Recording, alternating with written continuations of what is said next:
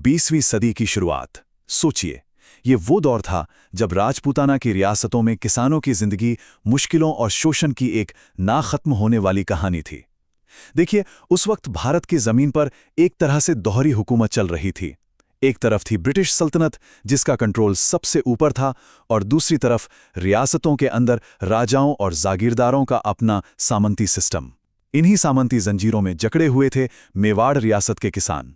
वो सिर्फ किसान नहीं थे, वो एक ऐसे सिस्टम का ईंधन थे जो उनकी ही मेहनत पर चलता था, लेकिन उन्हें बदले में देता क्या था? सिर्फ गरीबी और अपमान। पर इतिहास का एक सीधा सा नियम है, जब जुल्म अपनी सारी हदें पार कर जाता है तो इंसान के अंदर से प्रतिरोध की एक चिंगारी भड़कना तय है। आज हम ऐसी ही एक बहुत ताकतवर और दिल को छू लेने वाली कहानी को गहराई से समझेंगे, बेगू किसान आंदोलन की कहानी। ये सिर्फ टैक्स के खिलाफ एक बगावत नहीं थी, ये उन किसानों की कहानी है जिन्होंने अपने पड़ोस में जल रही कामयाबी की मशाल से हिम्मत पाई और अपने आत्मसम्मान के लिए एक ऐसी लड़ाई लड़ी जिसने मेवाड़ जैसी ताकतवर रियासत की नींव तक हिला दी थी। तो चलिए, इस ऐतिहासिक संघर्ष की एक एक परत को खोलते हैं और समझते हैं कि कैसे बेगू के किसानों ने जुल्म के सामने घुटने टेकने से साफ इनकार कर दिया। ये सवाल ही इस पूरी कहानी की आत्मा है। और ये सिर्फ बेगू के किसानों का सवाल नहीं था, ये हर उस इंसान का सवाल है जिसे एक नाइंसाफी भरे सिस्टम में पीसा जाता है। जरा सोचकर देखिए, आप साल भर अपनी जमीन पर अपना खून पसीना एक करके फसल उगाते हैं, लेकिन जब फसल कटती है तो उसका बड़ा हिस्सा 25 से भी ज्यादा अलग अलग तरह के मनमाने टैक्स यानी लाग बाग में चला जाता है। सोचिए, आपकी खड़ी फसल को देखकर ही जागीर का आदमी अंदाजे से अपना हिस्सा तय कर लेता है, और वो अंदाजा हमेशा आपकी मेहनत के खिलाफ होता है। और इन सब के ऊपर आपको जागीरदार के घर के कामों के लिए या उसके मेहमानों की खातिरदारी के लिए बिना किसी मजदूरी के जबरदस्ती काम पर लगा दिया जाए। यही तो थी बेगू के किसानों की रोज की सच्चाई। तो जब इन किसानों ने एक साथ मिलकर तय किया कि बस अब और नहीं, तो क्या हुआ? उनकी एक नहीं की गूंज ने उस ताकतवर सामंती ढांचे को सीधी चुनौती दे डाली। ये सिर्फ टैक्स देने से मना करना नहीं था, ये अपनी इंसानियत, अपनी गरिमा का दावा करना था। और इसी एक नहीं ने घटनाओं का एक ऐसा सिलसिला शुरू किया जो हमें समझौते, धोखे, जुल्म और आखिर में एक मुश्किल लेकिन शानदार जीत की कहानी तक ले जाएगा। इस ऐतिहासिक सफर को ठीक से समझने के लिए हमने इसे 5 हिस्सों में बांटा है। सबसे पहले हम देखेंगे विद्रोह की एक चिंगारी को और जानेंगे कि आखिर वो कौन से कारण थे जिन्होंने इस आंदोलन को जन्म दिया। इसके बाद हम बोल्शेविक समझौते की दिलचस्प कहानी पर आएंगे जो किसानों के लिए एक चौंकाने वाली जीत थी। फिर राज्य का पलटवार वाले हिस्से में देखेंगे कि कैसे मेवाड़ की सरकार ने इस जीत को कुचलने के लिए पूरी ताकत लगा दी। चौथा हिस्सा गोविंदपुरा की त्रासदी इस आंदोलन के सबसे दर्दनाक पहलू को हमारे सामने रखेगा। और आखिर में एक कठिन संघर्ष से मिली विजय में हम देखेंगे कि इतनी कुर्बानियों के बाद किसानों को उनके हक कैसे मिले। तो चलिए कहानी की शुरुआत करते हैं। जगह है मेवाड़ की रियासत, जहां उस वक्त महाराणा फतेह सिंह का राज था। मेवाड़ का नाम तो उसकी बहादुरी और शानदार इतिहास के लिए जाना जाता था, लेकिन 20वीं सदी की शुरुआत तक उसकी अपनी आज़ादी भी अंग्रेजों के कंट्रोल में ही थी। इस रियासत में कई ठिकाने या जागीरें थीं जहां लोकल ठाकुरों का राज चलता था। इन्हीं में से एक था बेगू, जो उस समय चित्तौड़गढ़ जिले में था और मेवाड़ का प्रथम श्रेणी का ठिकाना माना जाता था। अब प्रथम श्रेणी का मतलब था कि ये एक बहुत अहम और ताकतवर जागीर थी जिसका रेवेन्यू बहुत ज्यादा था और जिसे खास अधिकार मिले हुए थे। यहाँ के किसान, जिनमें ज्यादातर धाकड़ जाति के मेहनती लोग थे, पीढ़ियों से एक जालिम सिस्टम के नीचे जी रहे थे। लेकिन अब हवा बदल रही थी। सालों के आर्थिक शोषण, सामाजिक नाइंसाफी और अपमान ने असंतोष के जो बीज बोए थे, वो अब एक संगठित विद्रोह की शक्ल में फूटने के लिए तैयार थे। ये कोई अचानक भड़का हुआ गुस्सा नहीं था, बल्कि पीढ़ियों से इकट्ठा हो रहे दर्द का एक ज्वालामुखी था जो अब फटने वाला था। किसानों के सब्र का बांध अब टूटने की कगार पर था। इस पूरे संघर्ष को समझने के लिए ये जानना बहुत जरूरी है कि इसमें कौन कौन से खिलाड़ी शामिल थे और किसके हाथ में कितनी ताकत थी। सबसे ऊपर था मेवाड़ राज्य, जिसके राजा तो महाराणा फतेह सिंह थे, लेकिन असल में उनकी ताकत पर ब्रिटिश रेजिडेंट का पहरा था। उनके नीचे था बेगू का ठिकाना, जो जैसा हमने कहा एक ए श्रेणी की जागीर थी। इसका मतलब ये था कि ये ठिकाना ना सिर्फ मेवाड़ को काफी रेवेन्यू देता था, बल्कि इसके जागीरदार को भी काफी हद तक अपने फैसले लेने की आज़ादी थी। इस ठिकाने के लोकल शासक थे राव अनूप सिंह, जो किसानों और महाराणा के बीच की एक अहम कड़ी थे। और इस कहानी के असली हीरो, जो इस पूरी पिरामिड जैसी व्यवस्था का बोझ अपनी पीठ पर उठाए हुए थे, वो थे धाकड़ जाति के किसान। यही वो लोग थे जिन्होंने इस आंदोलन की नींव रखी और अपने खून पसीने से इसे सींचा। इन्हीं किरदारों के बीच का टकराव इस पूरे संघर्ष की कहानी को बुनता है। एक तरफ महाराणा की ऊंची लेकिन कमजोर होती सत्ता, दूसरी तरफ ठाकुर का मजबूत लोकल कंट्रोल, और इन सबके सामने किसानों की एकजुट होती ताकत। इन्हीं के टकराव ने बेगू आंदोलन का भविष्य तय किया। तो अब सवाल ये है कि किसानों का गुस्सा आखिर किन वजहों से भड़का था। इसका जवाब इन 3 शब्दों में छुपा है, जो किसानों के लिए किसी बुरे सपने से कम नहीं थे। पहला था लाग बाग। ये कोई एक टैक्स नहीं था, बल्कि 25 से भी ज्यादा तरह के मनमाने और बेतुके टैक्स का एक जाल था। जैसे तलवार बंधाई टैक्स, जो नया जागीरदार गद्दी पर बैठने पर वसूलता था, या छवरी टैक्स, जो किसान की बेटी की शादी पर लगता था। मतलब हर छोटी बड़ी बात पर ठिकाना किसानों से पैसा वसूलता था। दूसरा था लाटा कुंटा। ये फसल के बंटवारे का एक सिस्टम था, जिसमें ठिकाने के लोग खेत में खड़ी फसल को देखकर ही अंदाजे से अपना हिस्सा तय कर लेते थे, और ये अंदाजा हमेशा जागीर के हक में और किसानों के खिलाफ होता था, जिससे किसान अपनी ही मेहनत के फल से दूर रह जाते थे। और तीसरा और सबसे अमानवीय था बेगार। इसका मतलब था बिना कोई पैसा दिए जबरदस्ती मजदूरी करवाना। किसानों को ठाकुर के खेतों में, किले की मरम्मत में या अफसरों के घर के काम में जानवरों की तरह जोता जाता था। ये गुलामी का ही एक रूप था, जिसने किसानों से उनकी रोजी रोटी के साथ साथ उनका आत्मसम्मान भी छीन लिया था। इन तीनों बोझों ने मिलकर किसानों की जिंदगी को नर्क बना दिया था। लेकिन बेगू के किसान इस शोषण के अंधेरे में अकेले नहीं थे। उन्हें उम्मीद की एक रोशनी अपने बिल्कुल पास से ही दिखाई दे रही थी। बेगू के पास ही बिजौलिया का ठिकाना था, जहां के किसान, जो ज्यादातर धाकड़ जाति के ही थे, पहले से ही ऐसे ही सामंती सिस्टम के खिलाफ एक लंबा और कामयाब आंदोलन चला रहे थे। बिजौलिया का आंदोलन, जिसकी अगुवाई विजय सिंह पथिक जैसे शानदार लीडर कर रहे थे, पूरे राजपूताना में एक मिसाल बन चुका था।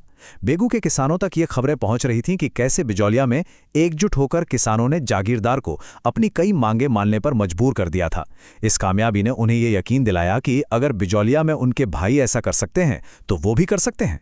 बिजौलिया की सफलता ने एक चिंगारी का काम किया। ये सिर्फ एक दूर की प्रेरणा नहीं थी, बल्कि एक जीता जागता सबूत था, एक मॉडल था कि एकता और अहिंसक लड़ाई के रास्ते पर चलकर ताकतवर सामंती सत्ता को भी झुकाया जा सकता है। इसी उम्मीद और भरोसे के साथ बेगू के किसानों ने भी अपने संघर्ष का बिगुल बजाने का फैसला कर लिया। तो बिजौलिया से मिली प्रेरणा और अपनी बर्दाश्त से बाहर हो चुकी हालत से तंग आकर बेगू के किसानों ने आखिरकार एक होने का फैसला किया, और यहीं से आंदोलन का दूसरा और सबसे दिलचस्प दौर शुरू होता है। एक ऐसी जीत जो जितनी हैरान करने वाली थी, उतनी ही कम समय के लिए टिकी। ये वो दौर था जब किसानों के पक्के इरादे और जबरदस्त एकता ने लोकल सत्ता को झुकने पर मजबूर कर दिया, और एक ऐतिहासिक समझौता हुआ। लेकिन इस समझौते को मेवाड़ की रियासत और उसके ऊपर बैठी अंग्रेज सरकार ने एक बहुत बड़े खतरे की तरह देखा। उन्हें इसमें सिर्फ एक लोकल समझौता नहीं, बल्कि रूस की 1917 की बोल्शेविक क्रांति की गूंज सुनाई दी, जिसने जार के साम्राज्य को उखाड़ फेंका था। इसीलिए इस समझौते को बदनाम करने के लिए उन्होंने इसे बोल्शेविक समझौते का नाम दिया। ये नाम अपने आप में बताता है कि कैसे किसानों की एक छोटी सी जीत को उस वक्त की सबसे बड़ी ग्लोबल क्रांति के डर से जोड़कर देखा गया। चलिए इस अनोखे समझौते की कहानी और उसके नतीजों को और गहराई से जानते हैं। आंदोलन की औपचारिक शुरुआत हुई 1921 में मैनाल के भैरुंगकुंड नाम की एक पवित्र जगह पर, जहां धाकड़ जाति के हजारों किसान जमा हुए। उन्हें एहसास था कि उन्हें एक मजबूत और तजुर्बेकार लीडरशिप की जरूरत है, जो उनकी आवाज को सही दिशा दे सके। वो बिजौलिया के हीरो विजय सिंह पथिक के पास गए, लेकिन पथिक जी उस वक्त बिजौलिया आंदोलन में बहुत बिजी थे, तो उन्होंने ये जिम्मेदारी अपने एक भरोसेमंद साथी, राजस्थान सेवा संघ के मंत्री रामनारायण चौधरी को सौंप दी। 1922 आते आते चौधरी के नेतृत्व में आंदोलन ने पूरी रफ्तार पकड़ ली। किसानों ने एकजुट होकर लागबाग देने और बेगार करने से साफ मना कर दिया। ये एक बहुत ताकतवर और अनुशासित प्रदर्शन था।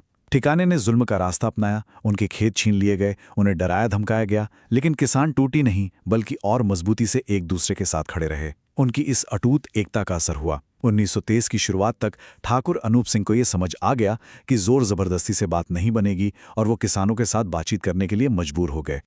ये वो पल था जिसका किसानों को बेसब्री से इंतजार था। ठाकुर अनूप सिंह और राजस्थान सेवा संघ की तरफ से रामनारायण चौधरी के बीच एक समझौता हुआ, और ये कोई मामूली समझौता नहीं था।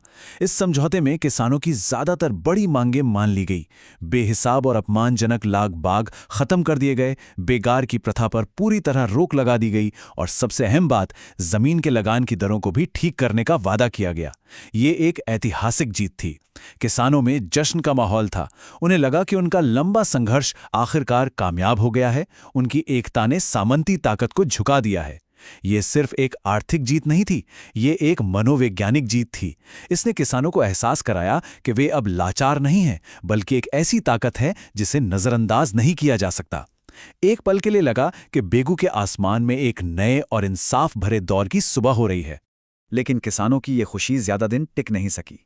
जब इस समझौते की खबर उदयपुर में बैठे मेवाड़ के महाराणा और उनके ब्रिटिश रेजिडेंट मिस्टर हॉलैंड तक पहुंची, तो वहां तो जैसे भूचाल आ गया।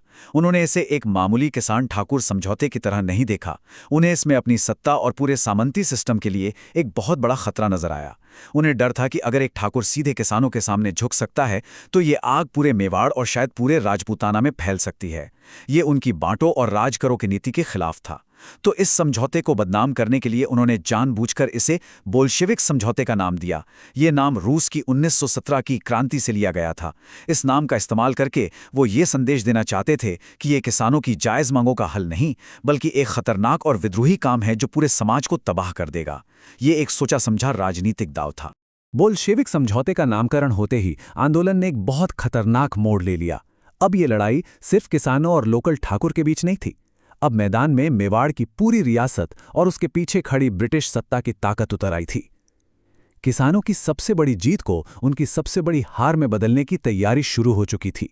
ये वो अध्याय है जहां हम देखते हैं कि कैसे एक ताकतवर राज्य अपनी सत्ता को चुनौती देने वालों को कुचलने के लिए किसी भी हद तक जा सकता है। किसानों की उम्मीदों पर बेरहमी से पानी फेर दिया गया और जुल्म का एक नया और कई ज्यादा क्रूर दौर शुरू हुआ। सामंती व्यवस्था, जिसे एक पल के लिए लगा था कि वो हिल गई है, अब पूरी ताकत से पलटवार करने और अपना खोया हुआ कंट्रोल वापस पाने के लिए तैयार थी। बेगू को एक सबक बनाने की तैयारी हो रही थी, ताकि भविष्य में कोई और किसान सिल उठाने की हिम्मत ही ना कर सके। मेवाड़ सरकार की कार्रवाई बहुत तेज, सिस्टमैटिक और बेरहम थी। उन्होंने एक एक करके किसानों की जीत के हर निशान को मिटा दिया। सबसे पहला कदम, उस समझौते को ही गैर कानूनी और अमान्य घोषित कर दिया गया। दूसरा, उन्होंने ठाकुर अनूप सिंह को किसानों के साथ नरमी बरतने की गलती के लिए सजा दी। उन्हें उदयपुर में नजरबंद कर दिया गया ताकि कोई और जागीरदार ऐसा करने की हिम्मत ना करे। तीसरा, बेगुन ठिकाने का कंट्रोल सीधे राज्य ने अपने हाथ में ले लिया, जिसे मुनसिरमात कहते थे। यानी अब किसानों का सामना किसी लोकल ठाकुर से नहीं, बल्कि सीधे मेवाड़ राज्य की मशीनरी से था। और वहां अमृतलाल नाम के एक सख्त अफसर को एडमिनिस्ट्रेटर बना दिया गया। और आखिर में इंसाफ का दिखावा करने के लिए उन्होंने एक जांच आयोग बनाया। इसका अध्यक्ष एक अंग्रेज अफसर मिस्टर ट्रेंच को बनाया गया, जो खुद सामंती सिस्टम का बड़ा हिमायती था। ये पूरी कार्रवाई एक सोची समझी चाल थी, जिसका एक ही मकसद था, आंदोलन को जड़ से खत्म कर देना। तो क्या ट्रेंच आयोग ने इंसाफ से काम किया? जी नहीं, बिल्कुल नहीं। किसानों को शायद एक पल के लिए उम्मीद हुई होगी कि एक अंग्रेज अफसर उनकी बात निष्पक्ष होकर सुनेगा, लेकिन ये उम्मीद बहुत जल्द टूट गई। मिस्टर ट्रेंच कोई आज़ाद जांचकर्ता नहीं थे। वो मेवाड़ सरकार के ही एक नुमाइंदे थे, जिनका काम बस सरकार के फैसलों पर मोहर लगाना था। आयोग की कार्रवाई शुरू से ही एक तरफा थी। ट्रेंच ने किसानों के गांवों में जाकर बात करने से मना कर दिया और उन्हें बेगू आने को कहा, जिसे किसानों ने अपनी सुरक्षा के डर से मना कर दिया। उसने सिर्फ ठिकाने के अफसरों और राज्य का पक्ष सुना। किसानों को यह समझते देर नहीं लगी कि ये आयोग न्याय के लिए नहीं, बल्कि अन्याय को सही ठहराने के लिए बनाया गया है। जब ट्रेंच ने अपनी रिपोर्ट में किसानों की लगभग सारी मांगों को खारिज कर दिया और उनके आंदोलन को ही गैर कानूनी ठहरा दिया, तो किसानों ने इस पक्षपाती आयोग और उसकी रिपोर्ट का पूरी तरह से बॉयकॉट करने का फैसला किया। ट्रेंच आयोग के बॉयकॉट ने किसानों और सरकार के बीच टकराव को बिल्कुल उसके चरम पर पहुंचा दिया। अब हालात पहले से कहीं ज्यादा तनावपूर्ण और खतरनाक हो चुके थे। एक तरफ थे निहत्था किसान, जो अभी भी अपनी एकता और शांति के रास्ते पर कायम थे, और दूसरी तरफ थी सरकार, जो अब अपनी पूरी फौजी ताकत के साथ उन्हें कुचलने के लिए तैयार थी। और यहीं से हम आंदोलन के सबसे काले और दर्दनाक अध्याय में दाखिल होते हैं, गोविंदपुरा की त्रासदी। ये वो घटना है जिसने बेगू किसान आंदोलन को हमेशा के लिए इतिहास के पन्नों में दर्ज कर दिया, लेकिन एक ऐसी कीमत पर जिसे सुनकर आज भी रूह कांप जाती है। ये कहानी है उस कीमत की जो बेगू के किसानों को अपनी आवाज़ उठाने, अपनी इज्जत के लिए खड़े होने और एक जालिम सिस्टम के सामने न झुकने के लिए चुकानी पड़ी। ये अवज्ञा की कीमत थी जो बेगुनाहों के खून से चुकाई गई। इतिहास में कुछ तारीखें सिर्फ कैलेंडर पर लिखे नंबर नहीं होती, वो अपने अंदर पूरे एक युग का दर्द, संघर्ष और बलिदान समेटे होती हैं। 13 जुलाई 1923 बेगू और भारत के किसान आंदोलनों के इतिहास में एक ऐसी ही तारीख है। ये कोई आम दिन नहीं था, ये वो दिन था जब एक शांतिपूर्ण सभा पर बिना किसी चेतावनी के गोलियां चलीं, जब राज्य ने अपने ही निहत्थे लोगों पर जुल्म की सारी हदें पार कर दी, जब भरोसे को कुचला गया और जब गोविंदपुरा गांव की जमीन किसानों के खून से लाल हो गई। इस तारीख को याद रखना जरूरी है क्योंकि ये हमें याद दिलाती है कि आज़ादी और हक की लड़ाई में कितनी बड़ी और अनइमेजिनेबल कुर्बानियां दी गई हैं। ये तारीख उस बर्बरता की गवाह है जो सत्ता ने उन लोगों पर की जो सिर्फ इंसाफ मांग रहे थे। इस घटना को इतिहास में गोविंदपुरा हत्याकांड के नाम से जाना जाता है। ये शब्द हत्याकांड बहुत भारी है और इसका इस्तेमाल ये बताने के लिए किया जाता है कि जो हुआ वो कोई लड़ाई, कोई हादसा या भीड़ को काबू करने की कार्रवाई नहीं थी, बल्कि ये निहत्थे और शांति से बैठे लोगों की एक सोची समझी योजना बनाकर की गई हत्या थी। किसान वहां लड़ने या हिंसा करने के लिए जमा नहीं हुए थे, वो तो ट्रेंच आयोग की रिपोर्ट पर बात करने और अपने भविष्य की शांतिपूर्ण रणनीति बनाने के लिए इकट्ठे हुए थे। लेकिन राज्य की नज़र में उनका ये इकट्ठा होना ही एक ऐसा जुर्म था जिसे माफ नहीं किया जा सकता। उस दिन जो हुआ उसने न सिर्फ बेगू बल्कि तरुण राजस्थान जैसे अखबारों के जरिए पूरे देश को झकझोर कर रख दिया और ब्रिटिश राज और सामंती सिस्टम के क्रूर चेहरे को दुनिया के सामने ला दिया। 13 जुलाई 1923 को हजारों किसान गोविंदपुरा गांव में एक शांतिपूर्ण सभा के लिए जमा हुए। उनके पास कोई हथियार नहीं थे, उनके इरादे नेक थे, वो सिर्फ अपनी समस्याओं पर बात करना चाहते थे। लेकिन मिस्टर ट्रेंच, जो इस आयोग का अध्यक्ष था, वहां लाओ लश्कर और सैनिकों के साथ पहुंचा। उसने किसानों को हटने का कोई मौका नहीं दिया, कोई चेतावनी नहीं दी। उसने सीधे गोलियां चलाने का हुक्म दे दिया। चारों तरफ अफरा तफरी और चीख पुकार मच गई। निहत्थे किसान, जिनमें औरतें और बच्चे भी थे, अपनी जान बचाने के लिए भागने लगे।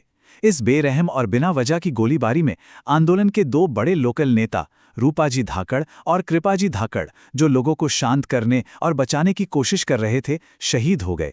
उनकी शहादत बेगू आंदोलन की पहचान बन गई। इस हत्याकांड ने जुल्म की सारी हदें पार कर दी, लेकिन यह आंदोलन की आग को बुझा नहीं सका, बल्कि उसे और भी भड़का गया। गोविंदपुरा हत्याकांड एक बहुत भयानक सदमा था, लेकिन इसने किसानों के हौसले को तोड़ा नहीं, बल्कि उनके इरादे को फौलाद की तरह और भी मजबूत कर दिया। रूपाजी और कृपाजी की शहादत बेकार नहीं गई। अब यह आंदोलन सिर्फ टैक्स या बेगार का नहीं रह गया था। ये अब इंसाफ, आत्मसम्मान और अपने शहीद भाइयों के बलिदान का बदला लेने की लड़ाई बन चुका था। हत्याकांड के बाद आंदोलन एक नए और ज्यादा मुश्किल दौर में पहुंच गया। लीडरशिप बदली, संघर्ष का तरीका बदला, लेकिन मकसद वही रहा। ये कहानी का आखिरी हिस्सा है जो हमें बताता है कि कैसे खून खराबे, जुल्म और अपने सबसे बड़े नेताओं की गिरफ्तारी के बावजूद किसानों का लंबा और मुश्किल संघर्ष आखिरकार एक हल तक पहुंचा। ये उस जीत की कहानी है जो बहुत बड़ी कीमत चुकाने के बाद गुमनाम किसानों के अथक प्रतिरोध से हासिल हुई। गोविंदपुरा की घटना के बाद जब राम नारायण चौधरी को छिपना पड़ा, तो आंदोलन को एक बड़े राष्ट्रीय सहारे की जरूरत महसूस हुई और तब विजय सिंह पथिक ने खुद बेगू पहुंचकर सीक्रेट तरीके से आंदोलन की कमान संभाल ली। पथिक का नाम ही उस समय पूरे भारत में किसान आंदोलनों के लिए एक गारंटी माना जाता था। उनके सीधे तौर पर जुड़ने से बेगू आंदोलन को नई ऊर्जा मिली और नेशनल लेवल पर पहचान भी। अब यह सिर्फ मेवाड़ का एक लोकल आंदोलन नहीं था, लेकिन सरकार भी जानती थी कि पथिक कितने असरदार नेता हैं। वो बिजोलिया में उनकी ताकत देख चुके थे, इसलिए उन्होंने पथिक को जल्द से जल्द रास्ते से हटाने की कोशिश की। 10 सितंबर 1923 को, यानी हत्याकांड के सिर्फ 2 महीने बाद, विजय सिंह पथिक को गिरफ्तार कर लिया गया और उन्हें 5 साल की लंबी सजा सुनाकर जेल भेज दिया गया। सरकार को लगा कि सबसे बड़े नेता को हटाकर वो आंदोलन की कमर तोड़ देंगे, लेकिन वो बेगू के किसानों के इरादों को शायद ठीक से समझ नहीं पाए थे। पथिक के जेल जाने के बाद बेगू के किसानों को अकेले ही अपने संघर्ष को जिंदा रखना पड़ा और यहीं पर बेगू की कहानी और भी खास हो जाती है, खासकर जब हम इसकी तुलना मशहूर बिजौलिया आंदोलन से करते हैं। इन दोनों आंदोलनों में अक्सर लोग कंफ्यूज हो जाते हैं, तो चलिए ये कंफ्यूजन हमेशा के लिए दूर करते हैं। सबसे बड़ा फर्क शहीदों का है। याद रखिए, रूपाजी और कृपाजी धाकड़ ने अपनी जान बेगू आंदोलन में दी थी, जो इसे एक खूनी संघर्ष बनाता है, जबकि बिजौलिया के शुरुआती नेता नानजी और ठाकरी पटेल थे जिन्हें देश निकाला दिया गया था, पर वहां इस तरह का हत्याकांड नहीं हुआ। दूसरा बड़ा फर्क जांच आयोग का है। बेगू में जुल्म का प्रतीक था बेरहम ट्रेंच आयोग, जिसने गोली चलाने का हुक्म दिया। वहीं बिजौलिया में जो आयोग बना था उसका नाम बिंदुलाल भट्टाचार्य आयोग था, जो काफी हद तक नरमदिल था। ये फर्क हमें बेगू के अनोखे बलिदान और संघर्ष को उसकी अपनी पहचान के साथ याद रखने में मदद करता है। विजय सिंह पथिक की गिरफ्तारी एक बहुत बड़ा झटका थी और आंदोलन की बाहरी गतिविधियां कुछ धीमी जरूर पड़ीं, लेकिन आंदोलन की आत्मा जो किसानों के दिलों में जल रही थी वो नहीं बुझी। असल में अब ये एक सच्चा जन आंदोलन बन चुका था जो किसी एक नेता पर निर्भर नहीं था।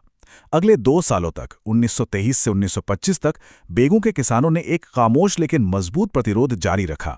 उन्होंने बढ़ा हुआ लगान देने से इनकार करना जारी रखा, बेगार का बॉयकॉट किया और सरकारी अफसरों के साथ असहयोग की नीति अपनाई। ये एक लंबी, थका देने वाली लड़ाई थी। सरकार को समझ आ गया था कि वो नेताओं को तो जेल में डाल सकते हैं, लेकिन हजारों किसानों के सामूहिक इरादे को नहीं तोड़ सकते। गोविंदपुरा की शहादत की गूंज और किसानों का ये लगातार प्रतिरोध सरकार पर एक नैतिक और आर्थिक दबाव बनाए हुए था। आखिरकार 2 साल के इस अथक संघर्ष के बाद 1925 में सरकार को झुकना ही पड़ा और एक नया भूमि बंदोबस्त लागू करने का फैसला किया गया। ये उन गुमनाम किसानों की जीत थी जिन्होंने बिना किसी बड़े नेता के भी लड़ाई जारी रखी थी। तो आखिर में इस 4 साल लंबी और कठिन लड़ाई से किसानों को मिला क्या? जो नतीजे सामने आए वे उनकी उन्हीं मांगों की सीधी और साफ पूर्ति थे जिनके लिए उन्होंने संघर्ष शुरू किया था। सबसे बड़ी जीत, 25 से ज्यादा तरह के मनमाने और अपमानजनक लाग बाग टैक्स में से ज्यादातर को हमेशा के लिए खत्म कर दिया गया। दूसरी बड़ी कामयाबी, बेगार की अमानवीय और शोषक प्रथा का अंत हुआ। अब किसानों को मुफ्त में मजदूरी करने के लिए मजबूर नहीं किया जा सकता था, जो उनकी गरिमा की एक बहुत बड़ी जीत थी। और तीसरी सफलता, जमीन के लगान की दरों को बदलकर एक फिक्स्ड रेट पर तय कर दिया गया, जिससे लाटा कूंटा जैसे मनमाने सिस्टम से उन्हें छुटकारा मिला। इन ठोस सुधारों के लागू होने के साथ ही 1921 में भैरुंकुंड से शुरू हुआ ये ऐतिहासिक आंदोलन 1925 में जाकर खत्म हुआ। किसानों ने एक बहुत बड़ी लड़ाई लड़ी थी और अपने बलिदानों, हिम्मत और एकता के दम पर वो आखिरकार जीत गए थे। बेगू किसान आंदोलन की कहानी हमें एक बहुत गहरे और अहम सवाल पर लाकर छोड़ देती है। इसमें कोई शक नहीं कि किसानों ने अपने लगभग सभी मकसद हासिल कर लिए। उनकी मांगें मानी गईं और पीढ़ियों से चली आ रही शोषक प्रथाओं का अंत हुआ। इस लिहाज से देखें तो ये एक शानदार जीत थी। लेकिन इस जीत की कीमत क्या थी? रूपा जी और कृपा जी जैसे 2 बेगुनाह नेताओं की शहादत, विजय सिंह पथिक जैसे नेता को सालों की जेल और अनगिनत किसानों और उनके परिवारों का जुल्म सहना। तो क्या इस आखिरी समझौते को एक पूरी और सच्ची जीत माना जा सकता है, या ये एक ऐसा सबक है जो हमें बताता है कि इंसाफ और हक की राह अक्सर बलिदानों, आंसुओं और खून से होकर गुजरती है? बेगू की कहानी हमें ये सोचने पर मजबूर करती है कि जीत और समझौते के बीच की लकीर कितनी धुंधली हो सकती है और इतिहास के पन्नों में दर्ज हर कामयाबी के पीछे कितनी अनकही पीड़ा और कितने गुमनाम बलिदान छिपे होते हैं।